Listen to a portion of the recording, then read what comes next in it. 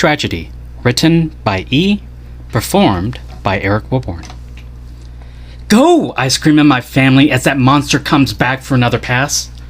To fall, to trip, to do anything but run right now means death, and I can't have any of my family murdered. My wife runs alongside of me, keeping right behind our son, who is wide-eyed and scared. We were at home, doing our normal Monday night routine when that monster just appeared. I don't know what else to call it but a monster. I don't think the words have been invented to fully describe that beast. The only word I can think of is evil, and I mean that as a noun. There! I yell out as I see a corner approaching. My heart begins to beat faster as I can see this is the chance we need. Turn! Turn! I command to everyone, knowing that the huge size of the monster will be its disadvantage now. That thing's as huge as a house, which means it won't be able to stop or slow down as fast as we can.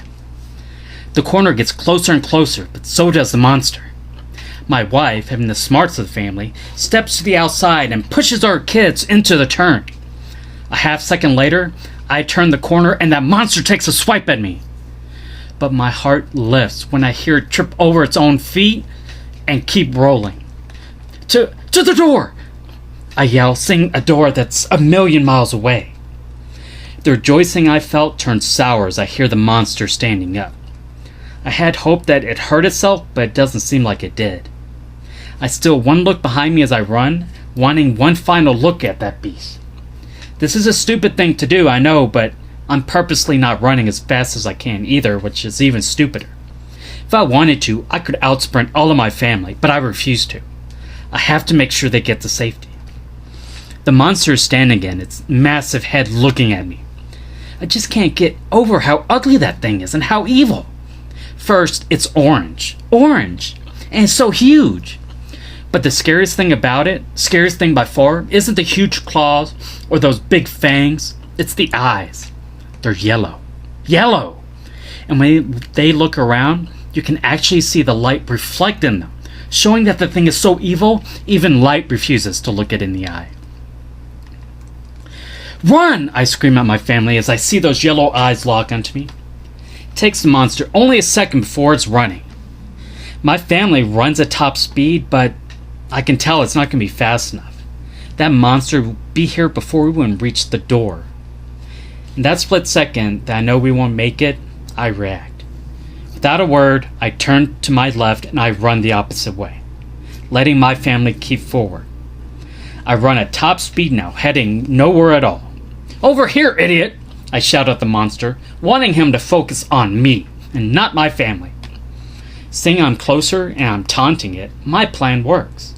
If I can just keep it busy for just a little bit, my family will reach the door. Suddenly, I'm lifted off my feet, and the world goes upside down. Then the world turns to orange.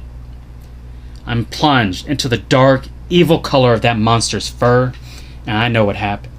It took only 2 seconds before that thing reached me. My frail little body slammed into the hard ground, knocking out all my wind. Opening my eyes, I see the monster above me, looking down with a look of confusion and triumph. That's when I see the monster has this huge right hand on me, holding me down. His hand is almost as big as my entire body, making it impossible for me to even move or wiggle.